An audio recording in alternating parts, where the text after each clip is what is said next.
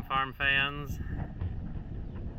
I guess today would be the day that we get some fun action shots of the 4150 pulling the Deutz 2500 disc. While it says Deutz, it's an Allis Chalmers, just painted lime green because it was after the buyout. It's, the disc is newer than the tractor. Tractor's like solid mid-70s or extra early mid-70s. The disc is like, roughly farm crisis time, so about 85 or so. Oh, enough yik-yakking. Let's get rolling, get in the cab. And get after a fun day of action shots. Whew. First things first. We have to turn on the AC. With the wind blowing today, with the weather, it's pretty nice with the windows open.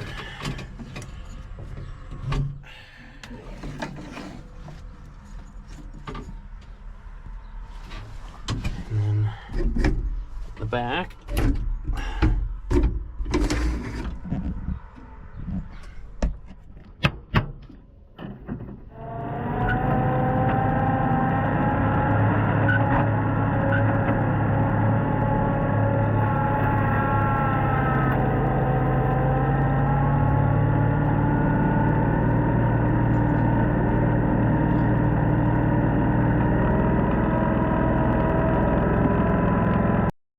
Now begins the talking portion of this video where I try my best to emulate big tractor power and give you all the facts and details of the machines featured in this video. I guess I'll start with the disc because that's what we see first. It is a Deutz Allis 2500, which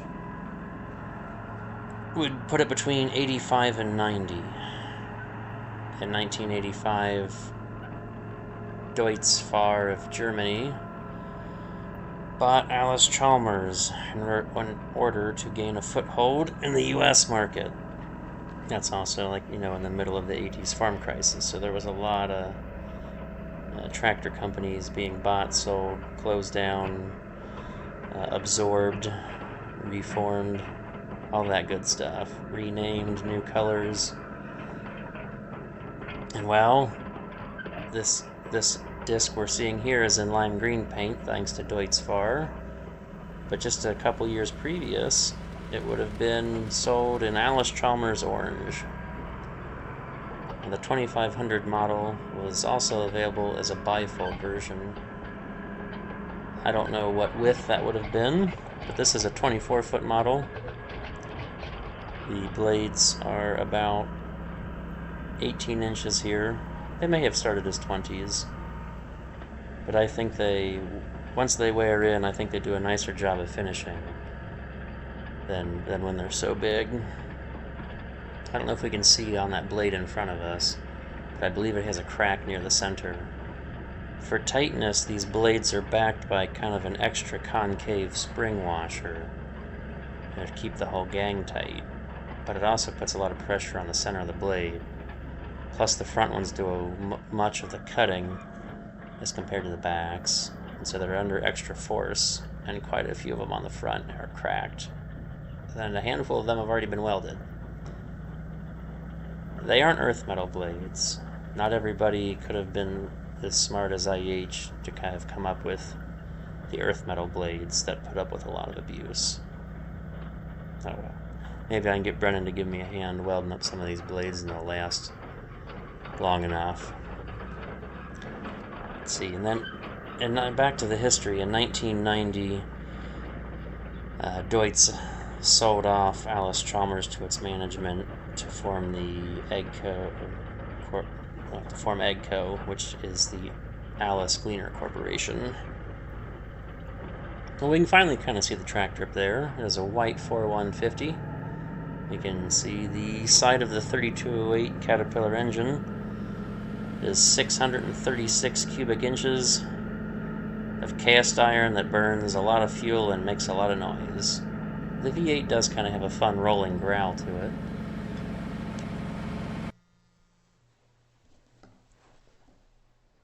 I am not going to redo this recording again. We're just going to ignore the fact that my phone was ringing there. This is the third time I've done this recording as I've forgotten various facts and things. Let's see, so the V8 burns 10 gallons an hour, and with a power output from the Nebraska tractor tests at 125 horsepower at the drawbar. It's about 150 at the PTO. That power range puts it really close to our TW25, like within a horse or two. And it has, I don't know, maybe 9 horse on the 1086. So it's a very fun, cool, big-looking tractor. It's aided mostly by the giant tires to help it float in the mud. But it does not have much more power than, say, similar two-wheel drives at the time. It was White's foray into making a four-wheel drive as a row crop tractor, but that didn't catch on just about as well as the 2+2, and that's probably why they didn't put a big inline 6 out front. Like, I would love to swap the Hercules out of the 2-135 into this, but then it would be about as long as the 2+2. Putting 2 more cylinders out there. These sold new in 1978 for $37,000. Solid chunk of change. I do not have the inflationary numbers sorted out. Well, we're getting close to the end. Gonna watch me drive here a hot second. Hopefully this video was somewhat informative and gave us some facts and a little bit of history. In later models, White did add a turbocharger, and that became like the 4175 or the 4225. And this tractor uses 2 1850 Oliver transmissions.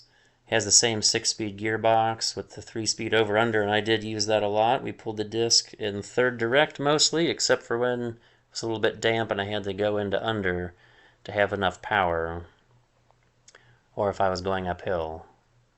So that was definitely, I enjoyed the 3-speed power shift. It was a fun new feature, almost like the TA.